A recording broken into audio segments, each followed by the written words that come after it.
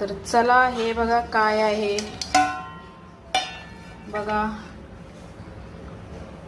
काय आहे बघा, हे नीट सांगा कमेंट करून याला काय बोलतात. तर काही लोक याला ना दुसरंच काहीतरी बोलतात, पण आमच्या आगरी भाषेत आहेत ना या रानातल्या खोबरे आहेत.